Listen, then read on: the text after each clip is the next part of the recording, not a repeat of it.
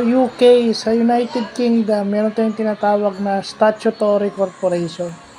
So, ito korporasyon na to ay nabuo ng parliament by virtue of a piece of legislation. Kasi alam naman natin sa UK, ang lawmaking body nila is yung parliament.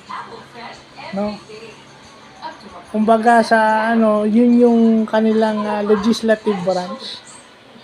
So kagaya dito sa atin, di ba? Walang batas, walang ahensya ng gobyerno ang hindi nabuo under a Republic Act. So parang ganun din dito yung statutory corporation. Sa UK lang to. So at saka hindi natin alam basta doon sa mga ng bansa na may parliament, baka ito rin yung ginagamit.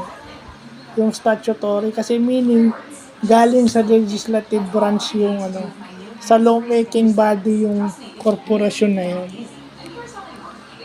So yun na.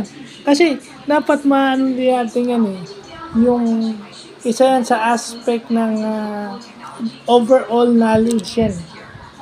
Paggagawa ka ng PESEL analysis, kailangan titignan mo rin yung political structure o form of government ng business destination na kung saan gusto mong ilagay yung negosyo mo. Yun yung magandang sinasabi sa ating yung mga negosyante.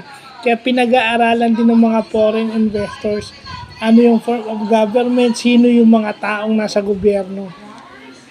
At sad to say, medyo masama ang reputasyon ng Pilipinas dyan pagdating sa ganyan. Real talk lang tayo.